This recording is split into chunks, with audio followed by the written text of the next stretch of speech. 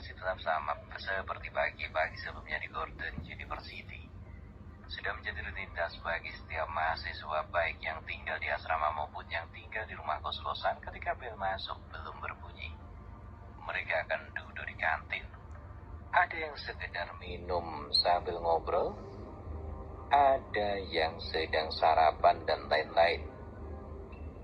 Hal ini juga berlaku bagi Rian, Rico, Daniel, dan Jerry. Namun kali ini mereka tidak lagi berempat karena mulai dari pagi kemarin Herman telah bergabung dengan mereka. Anton yang masih memiliki dendam yang belum tuntas kepada Jerry ternyata masih ingin memperpanjang masalah yang kemarin. Menyadari bahwa dia tidak memiliki cukup keberanian untuk memprovokasi Jerry lagi setelah kemarin mendapatkan hadiah tamparan yang cukup keras dari Jerry, dia sedikit cerah. Jujur saja seumur hidupnya dia selalu dimanja dan sama sekali tidak pernah mendapatkan perlakuan kasar dari orang-orang di sekitarnya. Hal inilah yang meniup api dendam di hatinya, sehingga selagi dia tidak dapat membalas, maka seumur hidup dia tidak akan merasa tenang. Anton dengan segala bentuk kemanjaannya ala anak-anak orang kaya telah mengadukan apa yang dilakukan oleh Jerry kepada ayahnya yaitu Tuan Paul.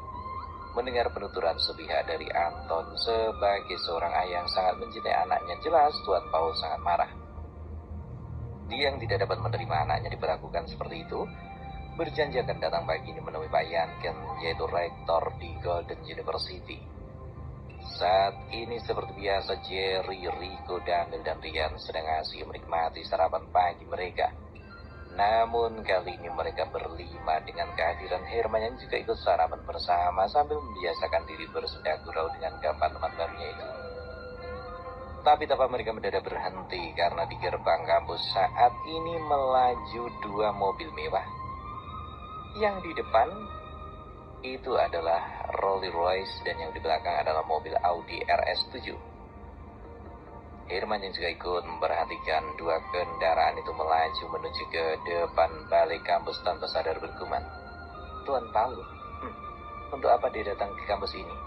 Ini pasti ulah Anton mengadukan yang tidak-tidak kepada ayahnya, kata Herman bergumam sambil menatap Jerry yang juga menatap ke arahnya.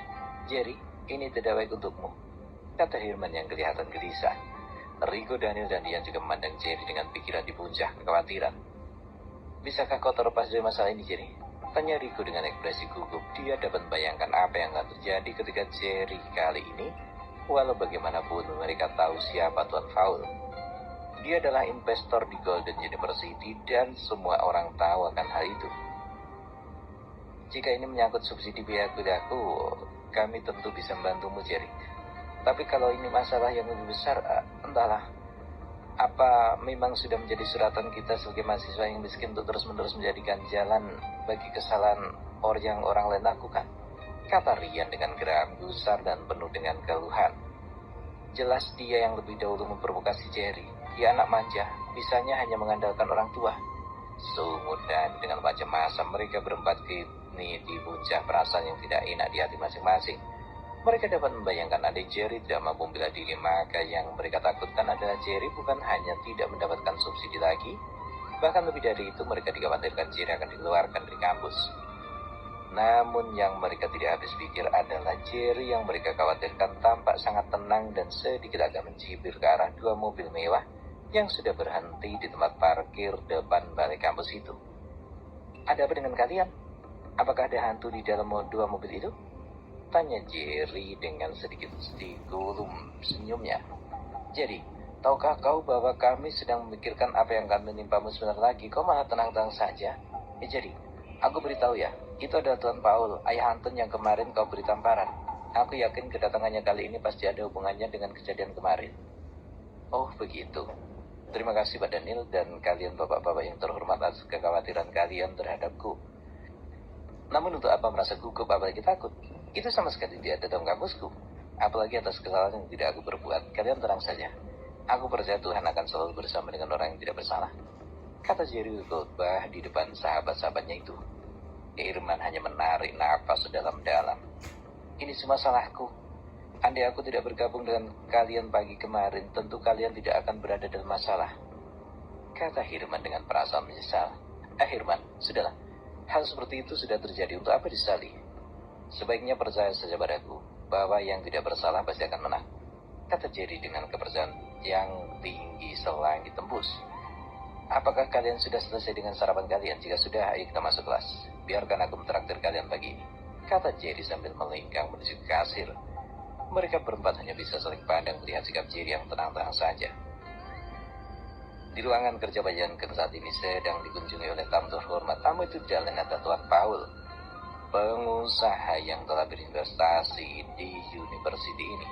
Setidaknya begitulah menurut yang selama ini mereka ketahui. Mendapat pemberitahuan bahwa pagi ini Tuan Paul akan mengunjungi kampus yang dia kepalai, Pak Yanken secara pribadi datang untuk menyambut Tuan Paul. Setelah berbasa-basi sejenak, Pak Yanken pun mempersilahkan Tuan Paul untuk masuk ke ruang kerjanya. Silakan duduk, Tuan. Kampus ini mendapat kehormatan atas kunjungan Anda ini, kata Pak Yanken dengan hormat. Terima kasih Pak Yanken, karena Anda secara pribadi keluar untuk menyambut kedatangan saya di ruangan Anda. Itu tidak masalah Tuan, sama sekali bukan apa-apa. Namun, jika boleh saya bertanya, apakah ada sesuatu yang membuat Anda menyempatkan waktu untuk datang ke Golden University ini, Tuan Paul? Pak Yanken bertanya sekedar berbahasa basi. Dia bertanya seperti itu tidak lain hanya untuk mencairkan suasana. Walau bagaimanapun kedatangannya itu pasti ada hubungannya dengan Anton dan Jerry kemarin. Pak Yanken, apakah Anda tidak tahu apa yang terjadi di kampus ini? Lalu bagaimana Anda dapat menangani mahasiswa di kampus ini? Jika Anda tidak mengetahui apa saja yang mereka perbuat di sekitar kampus.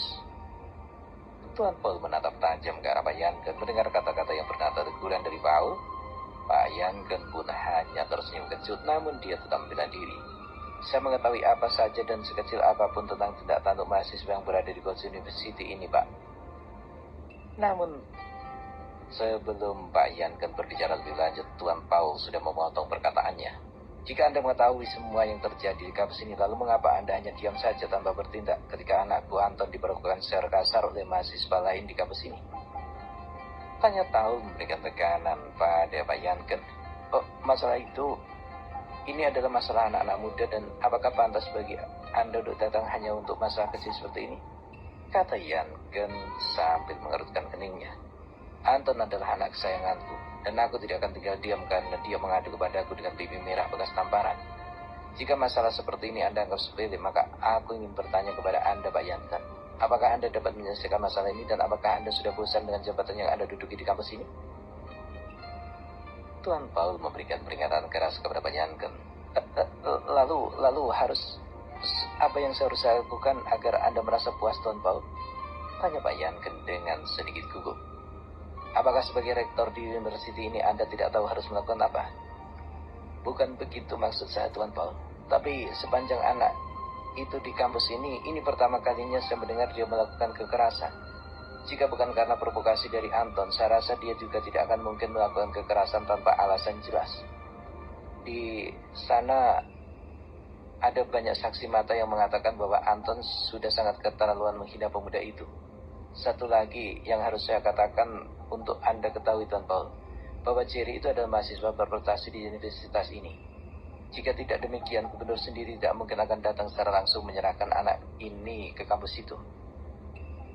Jadi saya berharap agar Anda mempertimbangkan terlebih dahulu sebelum mengambil tindakan.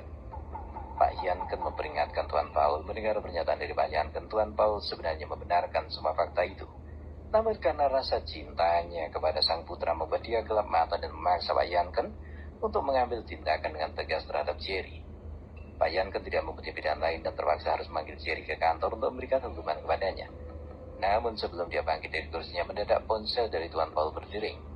Tuan Paul segera mencegah Pak Yanken untuk berdiri. Sebentar Pak Yanken, kita akan hukum anak itu, tapi sebelum itu saya harus menjawab panggilan ini terlebih dahulu, kata Tuan Paul segera menjawab panggilan dari telepon itu.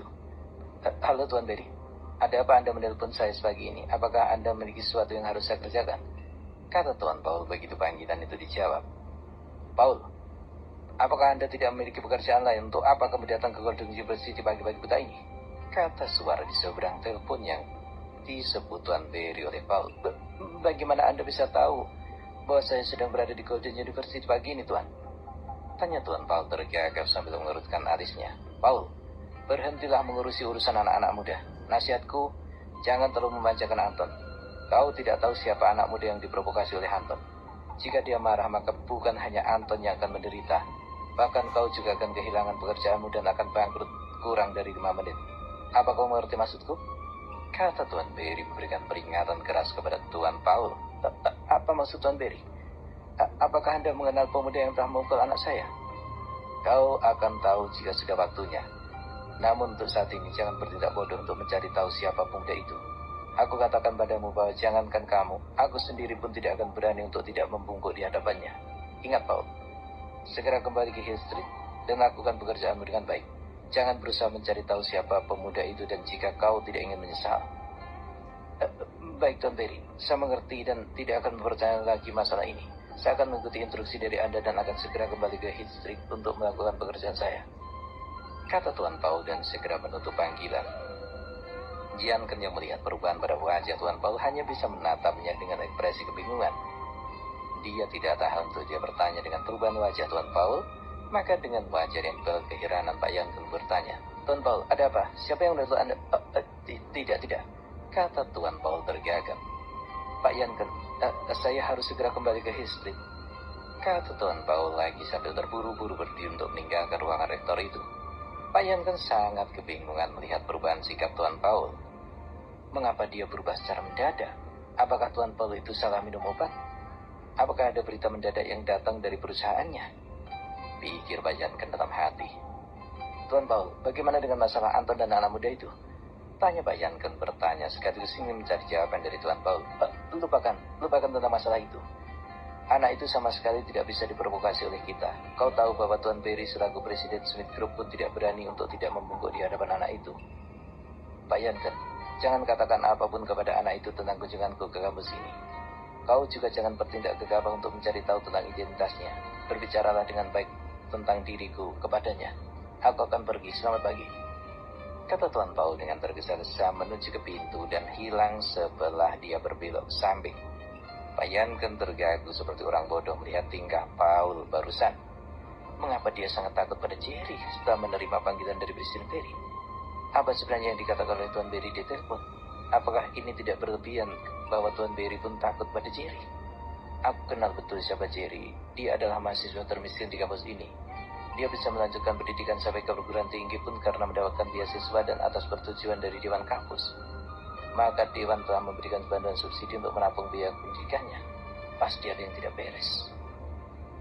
Pak Janken ingin mencari tahu siapa Jerry sebenarnya, namun dia segera mengurungkan niatnya karena sebelumnya sudah diperingatkan oleh Tuan Paul.